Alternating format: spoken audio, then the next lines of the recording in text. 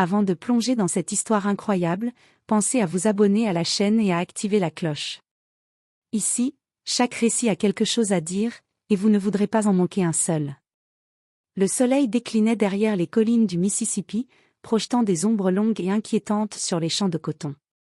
Marcus Johnson, un fermier noir d'une quarantaine d'années, était accroupi près de ses plants, les mains noires de terre et de sueur. La fatigue pesait sur ses épaules, mais il avait appris à supporter le poids de la vie. Sa mère, atteinte d'une maladie chronique, avait besoin de médicaments coûteux qu'il n'avait pas les moyens d'acheter. Alors qu'il rangeait ses outils, un bruit de moteur brisa le silence. Une voiture noire s'arrêta devant sa maison, et un homme en costume gris, l'air pressé, descendit. Ses chaussures brillaient malgré la poussière de la route, et son regard semblait mesurer Marcus comme un morceau de marchandise. « Monsieur Johnson ?» demanda l'homme, d'une voix glaciale mais précise. « Oui, c'est moi » répondit Marcus, méfiant. « J'ai un travail, urgent. Une femme doit être enterrée. Vous êtes parfait pour ça. La récompense est généreuse. » Marcus sentit un frisson parcourir son échine. Il avait entendu parler de travaux douteux dans la ville, mais jamais il ne s'était imaginé être impliqué. Pourtant, le montant proposé suffisait à payer les soins de sa mère pour plusieurs mois. Après un moment de silence et un regard vers le ciel rougi par le crépuscule, il hocha la tête. Quelques heures plus tard, il conduisait sa vieille camionnette jusqu'à un terrain vague, éloigné de toute habitation. La nuit tombait, et le vent faisait bruisser les arbres comme des murmures menaçants. Là, sur la terre fraîchement retournée, se trouvait une femme, enveloppée dans un sac sombre, apparemment sans vie. Marcus sentit son cœur se serrer, le poids de l'injustice et de la peur l'assaillait. Il s'approcha avec précaution, son souffle court dans l'air glacé. Alors qu'il soulevait le sac pour commencer son funeste travail, quelque chose d'impossible se produisit, la femme bougea. Lentement, ses yeux s'ouvrirent, grands et terrifiés. « Aidez-moi » murmura-t-elle, d'une voix à peine audible. Le sang de Marcus se glaça.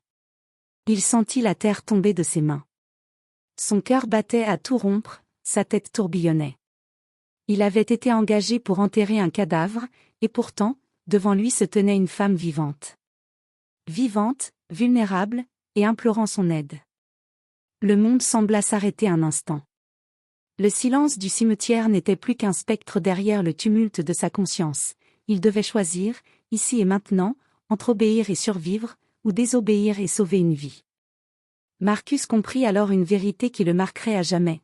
La vie humaine valait plus que l'argent, plus que la peur, et plus que tout ce qu'il avait jamais connu. La camionnette de Marcus roulait lentement sur le chemin de terre, ses phares éclairant à peine les arbres tordus et les champs sombres. Emily Carter, la jeune femme qu'il venait de sauver, tremblait sur le siège passager, le regard perdu dans la nuit.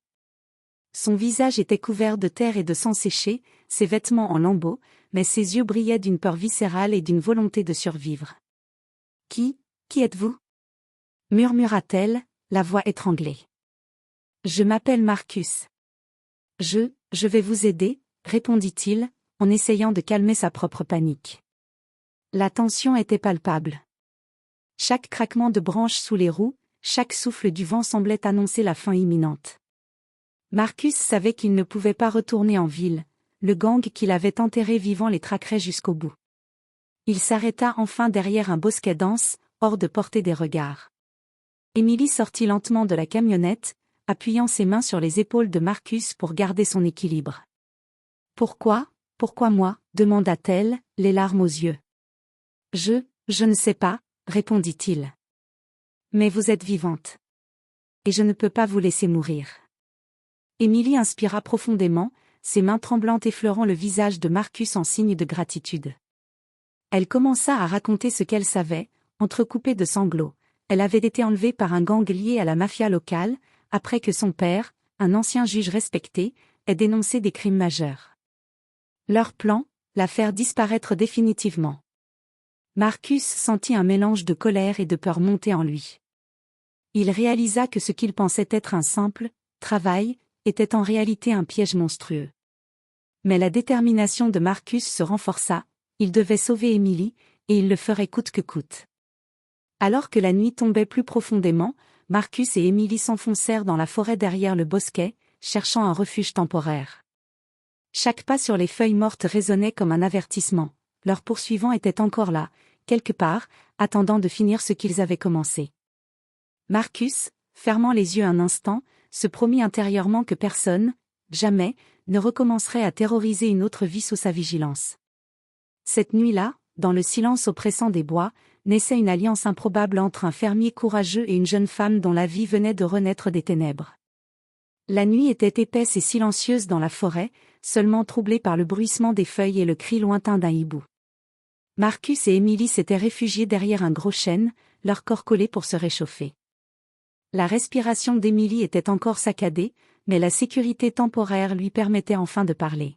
« Marcus, je dois vous dire, tout ce qui se passe, » murmura-t-elle en regardant autour, comme si même les arbres pouvaient écouter. Elle raconta alors l'horreur qu'elle avait vécue. Son père, William Carter, avait été un juge connu pour sa droiture. Il avait dénoncé des politiciens corrompus et des criminels influents dans la ville, ce qui avait attiré la colère d'un gang puissant, contrôlant discrètement la police locale. Pour la faire taire, il l'avait enlevée et prévue pour être enterrée vivante. Ils m'ont laissée, près de la rivière, mais je me suis réveillée, murmura Émilie, la voix brisée.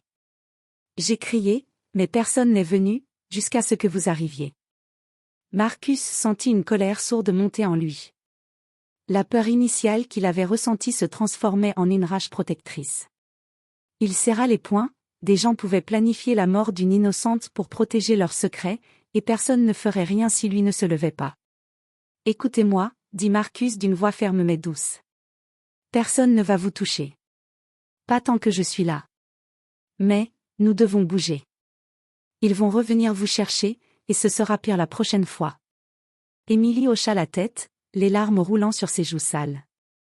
Marcus savait qu'il ne pouvait pas se contenter de fuir, il fallait réfléchir à un plan.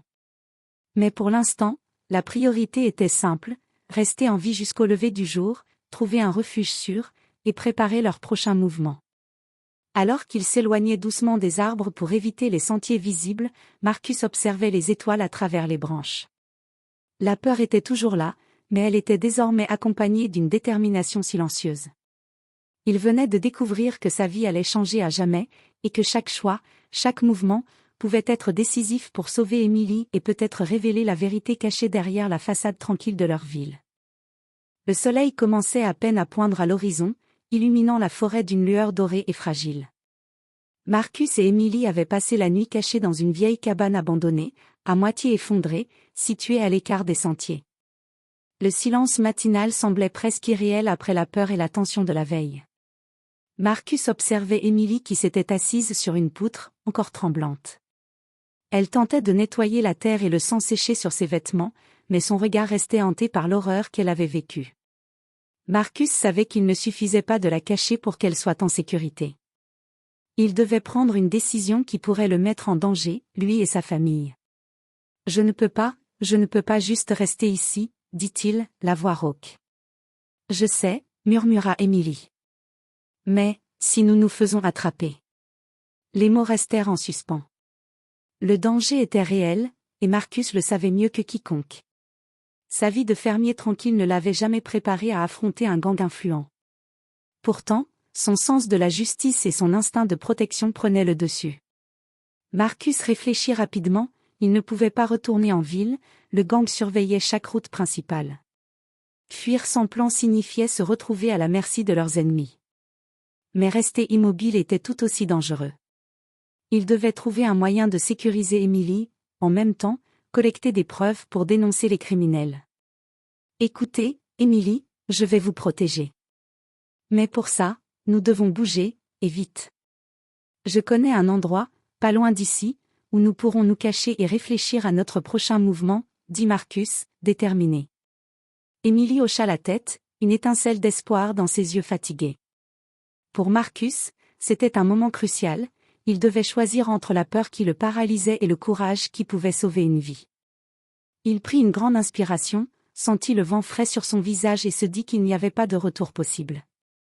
Ainsi commença leur fuite, discrète mais déterminée, à travers la forêt et les champs, loin des regards, loin du danger immédiat. Marcus savait que chaque pas, chaque décision, les rapprochait soit de la liberté, soit de la mort. Mais pour Émilie, il était prêt à tout risquer. La nuit était tombée comme un rideau noir sur les champs et les routes poussiéreuses. Marcus conduisait la vieille camionnette avec une attention fébrile, les yeux fixés sur la route étroite et chaoteuse. Émilie, assise à côté de lui, se recroquevillait dans son manteau, tremblante mais silencieuse. Chaque bruit extérieur, un craquement de branches, le hurlement lointain d'un chien, le froissement d'un buisson, semblait annoncer la présence du gang qui les traquait. « Marcus », murmura Émilie après un long silence. « Ils vont nous retrouver, n'est-ce pas ?» « Peut-être », répondit Marcus avec calme, essayant de dissimuler sa propre peur. « Mais je ferai tout pour que ça n'arrive pas. » Leur destination était un ancien hangar abandonné à la lisière de la forêt, un endroit que Marcus connaissait depuis son enfance. Personne n'y venait depuis des années, et il savait qu'ils y trouveraient un refuge temporaire. Mais avant d'y arriver, il fallait traverser plusieurs kilomètres de terrain découvert, avec le risque constant d'être vu. À mi-chemin, une voiture noire surgit derrière eux, phares éteints, silencieuse comme un prédateur. Marcus sentit son cœur battre la chamade. Il appuya brusquement sur l'accélérateur, franchissant des nids de poules et des monticules de terre. Émilie cria, mais il ne ralentit pas. Les pneus crissèrent sur la terre humide, et la camionnette se mit à danser sur le chemin inégal. Après plusieurs minutes de fuite haletante, il parvint enfin à tourner dans un sentier étroit menant à un bosquet dense. La voiture noire disparut derrière eux, et un silence pesant retomba. Émilie, tremblante, posa ses mains sur celles de Marcus. « Merci », murmura-t-elle, la voix brisée par la peur. « Ce n'est pas fini », dit-il doucement. « Nous devons rester prudents. Ils peuvent revenir. » Le hangar apparut enfin entre les arbres, à moitié caché par des ronces et des buissons. Marcus garait la camionnette derrière une vieille grange effondrée, puis aida Émilie à descendre. Ils entrèrent à l'intérieur, découvrant un espace poussiéreux mais relativement sûr. Des vieilles caisses et des poutres brisées formaient des cachettes parfaites pour se cacher temporairement. Assis sur une caisse, Émilie se laissa aller à des sanglots silencieux, tandis que Marcus observait l'extérieur à travers une fissure du mur. La nuit était calme, mais la tension ne les quittait jamais. Marcus savait qu'il devait élaborer un plan pour les protéger à long terme. Cette fuite n'était qu'un début, et chaque minute comptait. « Nous devons trouver quelqu'un pour nous aider », murmura Émilie après un moment, les yeux rougis par les larmes. « Oui, et je sais exactement qui pourrait nous aider », répondit Marcus, son esprit déjà en train d'élaborer la prochaine étape. Le hangar était silencieux, mais chaque craquement de bois semblait résonner dans la nuit. Émilie s'était assise sur une vieille caisse, épuisée, tandis que Marcus restait près de l'entrée, vigilant. Il savait que rester là trop longtemps n'était pas sûr, le gang pourrait retrouver leurs traces à tout moment. « Marcus », dit Émilie d'une voix tremblante. « Je ne sais même pas si quelqu'un pourrait nous aider. » Marcus réfléchit rapidement. Il se souvenait de Léa, une infirmière qui travaillait dans un petit dispensaire de la ville. Une femme courageuse, discrète, connue pour aider discrètement les victimes de violences et de crimes. Si quelqu'un pouvait les cacher et les protéger, c'était elle. « Émilie, nous devons aller voir quelqu'un qui peut nous aider. Une amie de confiance. Léa, elle pourra nous cacher, nous soigner et même nous aider à trouver un plan pour nous défendre, » dit Marcus. Le lendemain, sous le couvert d'un brouillard épais, ils se mirent en route. Marcus guidait Émilie à travers les champs, les bois et les sentiers oubliés, évitant les routes principales et les zones éclairées. Chaque mouvement était calculé, chaque bruit suspect analysé. Après une marche harassante de plusieurs heures, ils atteignirent enfin une petite maison cachée derrière un rideau de vieux arbres. Marcus frappa 3 fois, en suivant le code que Léa avait partagé autrefois pour les urgences. La porte s'ouvrit lentement, révélant Léa, une femme aux cheveux bruns attachés en queue de cheval, les yeux perçants mais bienveillants. « Marcus ? Émilie » s'exclama-t-elle, surprise mais soulagée. « Venez vite à l'intérieur. » Ils entrèrent, et Léa les guida vers une pièce arrière aménagée en refuge improvisé. Elle soigna Émilie, nettoyant les plaies, les égratignures et les marques de terre, tout en posant des questions discrètes sur le gang et leurs intentions. Vous avez eu de la chance de vous en sortir, murmura Léa en bandant le bras d'Émilie. Mais il va falloir être prudent. Ce gang, ils ne reculeront devant rien. Émilie hocha la tête, la peur encore présente dans ses yeux, mais un sentiment de sécurité commençait à naître. Marcus sentit un poids se lever de ses épaules, enfin, ils avaient un allié. Léa, dit Marcus, nous avons besoin d'un plan. Nous ne pouvons pas juste rester cachés, nous devons les arrêter ou les dénoncer, sinon, ils reviendront, et ce sera pire. Léa acquiesça, une lueur déterminée dans les yeux. Vous avez raison. Mais avant de les affronter, il faut collecter des preuves et trouver un moyen sûr de les livrer aux autorités. Et je crois savoir par où commencer.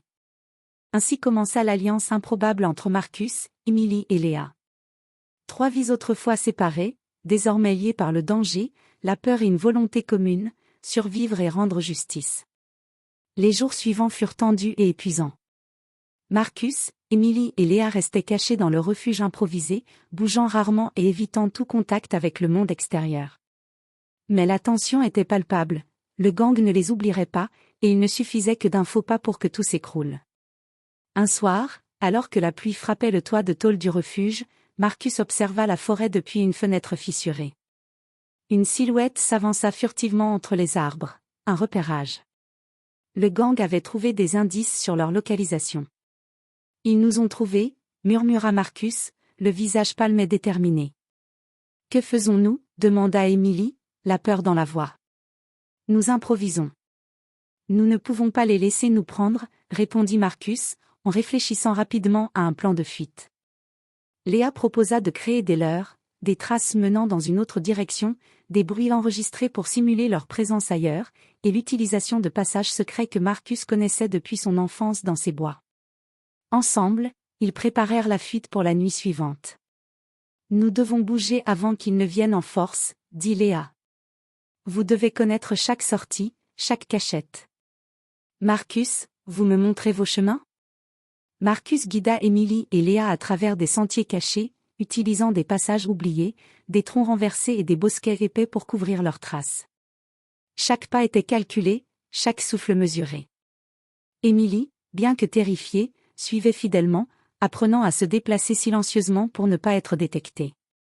Au détour d'un chemin, ils surprirent un membre du gang, seul, qui semblait vérifier les alentours. Marcus attrapa une pierre et la lança loin de leur position pour créer une diversion. L'homme s'éloigna immédiatement, croyant que quelqu'un s'y trouvait. « Bien joué », murmura Léa, impressionnée par l'ingéniosité de Marcus. Cette nuit-là, ils avancèrent plusieurs kilomètres, se rapprochant d'un lieu encore plus sûr, une vieille ferme abandonnée à l'écart de la ville. La fatigue était immense, mais l'adrénaline et la peur les maintenaient en mouvement. « Nous ne pouvons pas rester ici pour longtemps, dit Marcus en chuchotant. Ils vont revenir, et plus nombreux cette fois. Nous devons trouver un moyen de les dénoncer, et vite. Émilie hocha la tête, comprenant que leur survie dépendait désormais de chaque décision et de chaque pas. Pour la première fois depuis son enlèvement, elle commença à sentir une lueur d'espoir. Elle n'était plus seule, et avec Marcus et Léa, elle avait une chance de se battre. La ferme abandonnée était sombre et silencieuse, mais pour Marcus, Émilie et Léa, elle représentait une base stratégique. Ici, ils pouvaient respirer un peu, réfléchir et planifier leur prochaine action sans le stress immédiat d'une traque. Mais Marcus savait qu'il ne pouvait pas rester inactif trop longtemps, le gang n'allait pas simplement abandonner. Léa avait préparé un petit espace sécurisé à l'intérieur de la ferme, avec un ordinateur portable et quelques documents laissés par ses contacts dans la ville. Leur objectif était clair, collecter des preuves solides pour exposer le gang et ses complices dans la police et les autorités locales. Nous devons être méthodiques, dit Léa. Chaque nom, chaque transaction, chaque lien doit être vérifié. Si nous faisons une erreur, ils pourraient nous trouver avant que justice ne soit faite. Émilie, bien que tremblante, commença à raconter tout ce qu'elle savait sur le gang, leur lieu de rendez-vous, les membres les plus influents et les méthodes utilisées pour intimider ou éliminer les témoins. Marcus prit des notes, réfléchissant à la manière de transformer ces informations en preuves concrètes. Marcus, murmura Émilie en feuilletant un carnet qu'elle avait caché. Il y a des documents ici, des contrats, des reçus, des messages, tout ce qu'ils ont utilisé pour organiser mes ennuis, dit-elle avec un souffle d'espoir. Marcus examina attentivement les papiers. Il y avait des preuves de corruption, de pots de vin et d'intimidation directe envers des témoins. Cela pourrait suffire à engager des poursuites s'ils étaient transmis aux bonnes autorités. Mais il fallait agir avec prudence, chaque mouvement pouvait être surveillé. Nous devons trouver un moyen sûr de transférer ces documents, dit Marcus. Pas de messagers ordinaires, pas de courriel non sécurisé. Nous avons besoin d'un intermédiaire fiable et discret. Léa hocha la tête, consciente de la gravité de la situation. J'ai une personne en qui nous pouvons avoir confiance. Elle travaille dans un bureau de la ville et a accès aux contacts légaux. Mais elle ne doit pas savoir que nous sommes traqués. Si le gang apprend qu'on coopère avec elle, nous sommes morts. Pendant plusieurs jours, ils organisèrent leur plan, combinant la collecte de preuves et la préparation d'un itinéraire sûr pour les documents. Marcus se rendait compte que la peur commençait à céder la place à une nouvelle force, la détermination. Il n'était plus seulement un fermier protégeant une femme, il devenait un acteur dans un jeu plus vaste de justice et de survie. Nous ne pouvons pas échouer, murmura Marcus à Emily. Pas maintenant. Nous avons une chance de tout changer. Emily, regardant Marcus avec reconnaissance et confiance, sentit qu'après tant de peur et d'horreur, ils avaient enfin un espoir concret. La bataille contre le gang n'était pas terminée, mais pour la première fois depuis son enlèvement, elle sentait qu'ils pouvaient gagner. La ferme abandonnée était devenue un centre stratégique. Marcus, Emily et Léa avaient passé plusieurs jours à peaufiner leur plan. Le gang était puissant et impitoyable, mais ils étaient arrogants, et cette arrogance allait devenir leur faiblesse. Écoutez-moi bien, dit Marcus en rassemblant Emily et Léa autour d'une vieille table de bois, nous avons les preuves. Mais ils ne viendront pas se rendre d'eux-mêmes. Nous devons les attirer dans un piège, et nous assurer que nous avons des témoins et des enregistrements. Léa sortit un petit appareil d'enregistrement et un téléphone crypté. Nous allons filmer tout ce qui se passe. Une fois qu'ils mordront à l'hameçon, nous aurons les preuves nécessaires pour les arrêter, expliqua-t-elle. Emily, malgré la peur persistante, commença à ressentir une confiance nouvelle. Elle savait que Marcus et Léa avaient pensé à tout, mais le danger restait immense. Leur plan était simple mais risqué, ils allaient laisser des traces soigneusement calculées, comme des indices sur l'endroit où Emily serait cachée. Le gang, croyant avoir localisé leur victime, tomberait dans le piège préparé par Marcus. Chaque faux pas devait être calculé, chaque mouvement minutieusement orchestré. Marcus, et si quelque chose tourne mal, demanda Emily, la voix tremblante. Alors nous improviserons. Mais pour l'instant, nous devons rester calmes et concentrés, répondit-il avec fermeté. La nuit venue, ils mirent leur plan à exécution. Marcus laissa des empreintes et des objets personnels d'Emily le long d'un chemin menant hors de la ferme, créant l'illusion qu'ils fuyaient dans une direction spécifique. Puis ils se cachèrent dans un point stratégique avec Léa, caméra et téléphone prêts à capturer chaque mouvement. À minuit, les silhouettes du gang apparurent, silencieuses mais décidées. Ils suivirent les indices, convaincus que la jeune femme était à leur merci. Mais à mesure qu'ils s'approchaient de la zone piège, les caméras et le téléphone enregistraient tout, conversations, mouvements, et surtout leurs intentions criminelles. Préparez-vous, murmura Marcus, le cœur battant. C'est maintenant ou jamais. Lorsque le gang pénétra dans le piège final, ils se retrouvèrent entourés par des forces qu'ils n'avaient pas anticipées, la police, alertée discrètement par Léa via un contact de confiance, et les enregistrements compromettants prêts à être présentés comme preuves irréfutables. Pour la première fois, le gang réalisa que leur arrogance les avait trahis. Marcus et Emily, cachés mais vigilants, observaient la scène avec une tension mêlée d'espoir et de soulagement, la bataille pour la survie touchait à sa fin, et la justice était enfin à portée de main. L'aube se levait sur la ferme abandonnée, éclairant les champs détrempés par la pluie de la nuit précédente. Le gang, tombé dans le piège de Marcus, était désormais encerclé.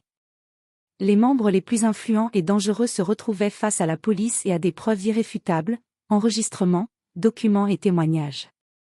Marcus, Emily et Léa observaient la scène depuis une cachette, le souffle retenu. Chaque mouvement du gang était capté par les caméras, chaque parole enregistrée. Les criminels, d'abord confiants, virent leur arrogance se briser peu à peu. « Émilie, tu es prête ?» murmura Marcus, la voix pleine de gravité.